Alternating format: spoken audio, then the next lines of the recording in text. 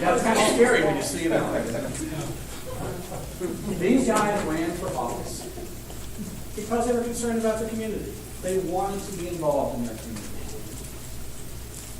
They're property owners. They live in the community.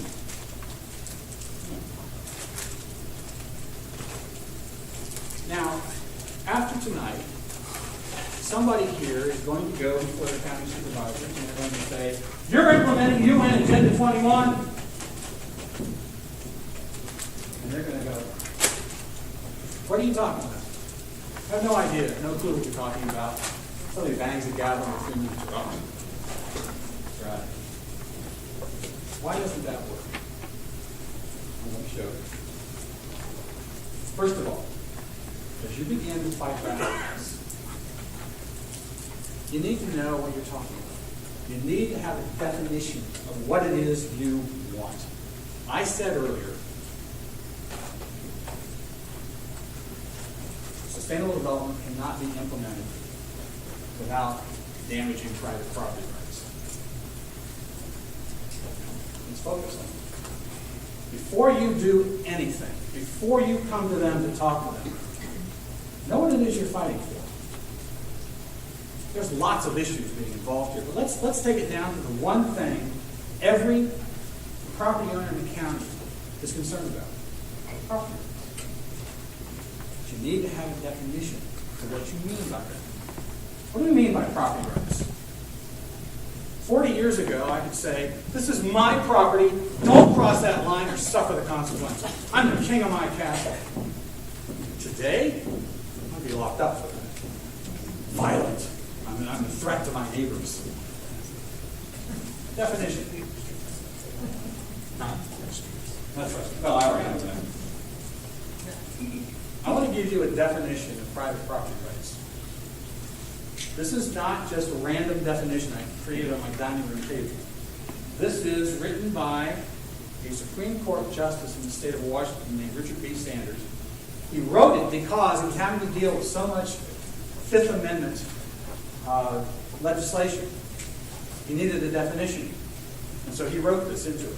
He said, quote, "Property in a thing consists not merely in its ownership and possession, but in the unrestricted right of use, enjoyment, and possession."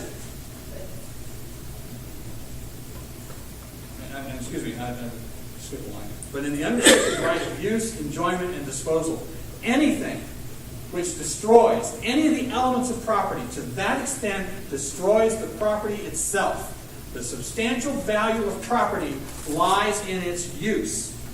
If the right of use be denied, the value of the property is annihilated and ownership is rendered a barren right. In other words, pay the taxes, pay the mortgage, and shut up. What good is it to you? Definition of terms. One of the reasons we've had problems with legislation, Alabama, other states, work with folks in Oklahoma, Tennessee, others trying to come up with legislation to protect property rights. They put a bill together and says, we're going to ban Agenda 21 and we're going to protect property rights. But here's what happens. First of all, the other side never uses the term Agenda 21. Says, this is just local. It has nothing to do with that. The second thing is, don't define property rights. What are we talking about? And they can walk all over that. So that's the first step you have to go to. However, problems are more difficult than that. I need 4 volunteers. Or more. Please.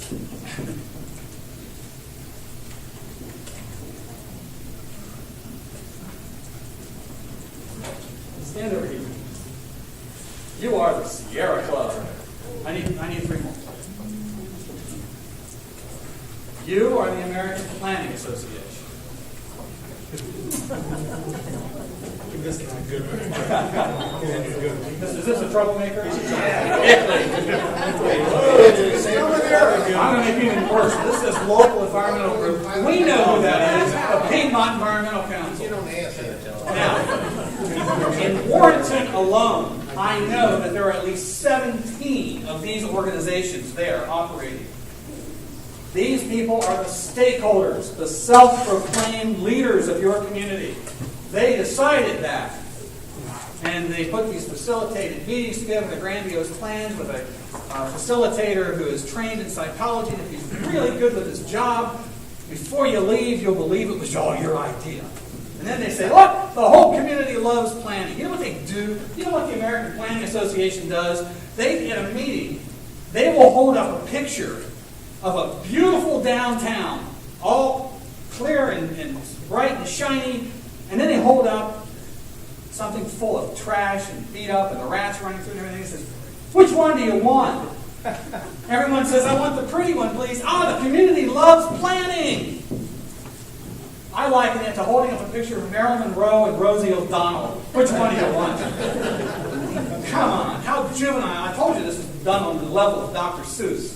That's what these guys do. Now, they move in. These organizations wrote Agenda 21 at the international level. They went into the federal government, and they got the federal government to put together several plans, particularly grant programs. Money. All voluntary.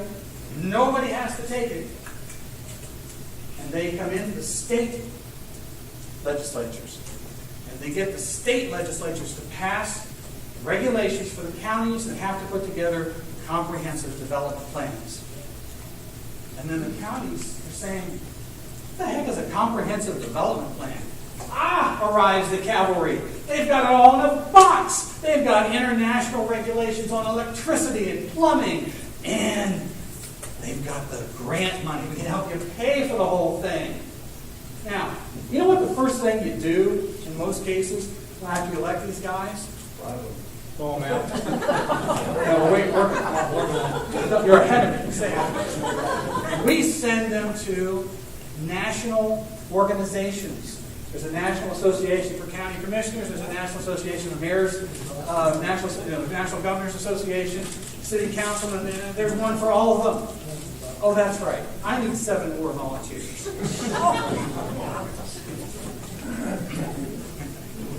Young and old, I don't care. Come on, I need 7. Come on up, girls. Come on. It's hard to make them work. You are the Council of State Governments. You are a 501c3 private organization. There you go. You are the International City County Management Association. You are a 501c3 private organization. This is perfect. You are the National Governors Association. You are a private C3 organization. You are the National League of Cities, a private C3 organization. You need 3 more. Oh, come on now. These are non-speaking parts. You don't have to serve. There's no meetings that you have to go to. You are the National Conference of State Legislators. 2 more. Come on, there you go. You are the U.S. Conference of Mayors. You are the National Association of Counties. All of these organizations are 501c3 private organizations. Now, you guys come down here. Stand in front of them. You're part of your Now, what's the point of this exercise? The point of this exercise is to show you this is your government, not these 5 people, because these guys are bringing in the money, they're bringing in the plans, and you send them to these national organizations. These guys are the ones that are speaking from the podium. They're giving them plans. They give them, in many cases, sample legislation to bring home. And what happens when they do come home? These guys follow them. They have local representatives. And they come in and they say, let us help you with that plan. Hey, we got the money. And this is how it's operating. Now, you come in to speak to them. You got 3 minutes. And you say, you are implementing UN Agenda 21. And they're going, what? They haven't heard that at these national meetings. They haven't heard that from any of these guys. They heard it from you. And you heard it from me. And everybody knows because I got a New York Times front page article that says I'm nuts. So, you know, Southern Poverty Law Center said I'm a domestic terrorist. Why would you listen to me? So that's what you do. You go in there and you say this to them. And here's what you're doing. They're standing behind them and they're saying, the guy's nuts, don't pay attention. Hey, I got some money for your re-election. And you know that special project you want? Got it? I got it for you? Got it? I want a building it after me. Okay, got it. We got it. All right. So, why did they reject you? Because they are defending their territory. We need some new tactics. This is what I'm showing people across the country. And this is why in the last 2 months there have been 10 national attacks in 3 national magazines against me personally and a whole bunch of other people I work with because we're scaring the daylights out of them. Let me show you how this works. Instead of coming in and saying, you're implementing UN Agenda 21, try this. And the matrix down. You say, ladies, gentlemen, as you're bringing these plans and these planners into our community, what guarantees do I have to protect my property rights? Simple question. I guarantee you. They're going to say, hey, of course we will. I'm a property owner too. I've got this on video. Of course we will. And you just smile and you say, really happy to hear you say that. Ladies, gentlemen, I like to have it right, please. There's a radical idea. We've created a resolution to protect citizens' property rights. All this document does is it says if they are going to discuss things that are going to affect your property, they'll bring you into the discussion. Boy, I am so radical. That's right.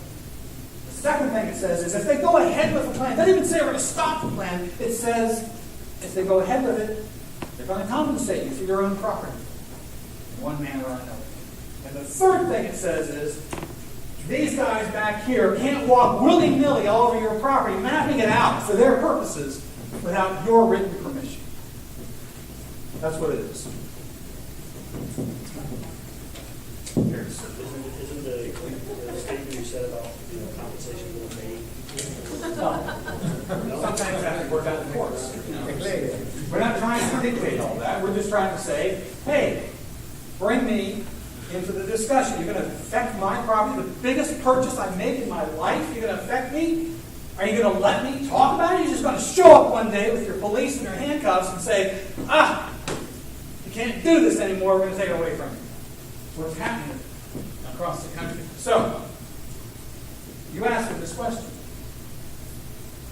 What happens? I showed you what happens. And they say they won't sign this document. I practically guarantee you they won't. Because these guys all told them not to. More than anything else. Not always, but mostly. At that point, you ask the most radical question in the English language. Why?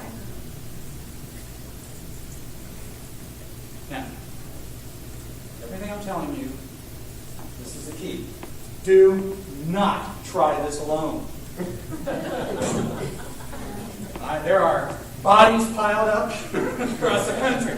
People try it alone. Had it down in the Withville area. Had a county lady introduced that for me down there. She was my guinea pig. She went in by herself, and the head of the county commissioner said, I won't sign that document. She said, why? He said, I think there's a bigger purpose here for that. Bigger purpose in protecting private property? What would that be? I want to debate it with you, but I just think there's a bigger event going on here. But would never say what it was. So, now, here's the thing. You win by yourself and you ask why, and that's the end of it. However, everybody stand up. Everybody, stand up. When they say they won't sign it, everybody say, why? Say it. Why? Say it again. Say it again. Louder. Why? Say it again. Why? That I want to hear one.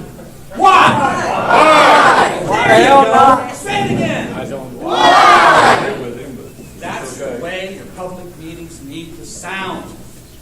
Don't go alone. 10, 15 people who get up and do this. You come back, Steph. You come back. Thank you. You come back again and again. And you come back up again and ask. And again. And you begin to build a campaign. This is not a legal document. I don't intend it to be. This is a poll. You are polling them for their morality. You're polling them for how they feel about private property rights. Are they willing to defend it or not? And you're laying the groundwork for a campaign to throw them out of office. And let me tell you something else. All these guys back here, all of them have absolutely no power in the United States of America except when these guys give it to them. That's a fact. They're 501c private organizations. They have no more power than you or I as an individual. But these guys give it to them. So what you need to do is start a campaign to replace these guys with people who won't give it to them. And you know what will happen? They'll dry up and blow away and you'll get your community back. That's what's got to happen. I want to tell you something. Step by step by step, we're starting to get this done. 3 years ago, I never got a phone call from an elected official except to yell at me. Today, I get calls every week. And they're asking me, what do I do? What can I do? And I tell them. And they'll say, thanks. And they'll call me back 2 days later and say, okay, I did that. Now what do I do? I hope you try this. I work with the folks in Oklahoma on a bill. We got it through the House of Representatives. We got it through the Senate committee until it got to the floor of the Senate when these guys figured out, oh, what are they doing? And they rose up and they went to the local city councils and so forth and said, they're going to take away your rights to implement zoning. There's no such thing. That is a scare tactic. What we're trying to do is protect people from being arrested because they're grass guys or being arrested because they're running a legitimate business that hasn't harmed anybody. We're trying to stop the tyranny in America. This is what this is about. This is why we are doing this.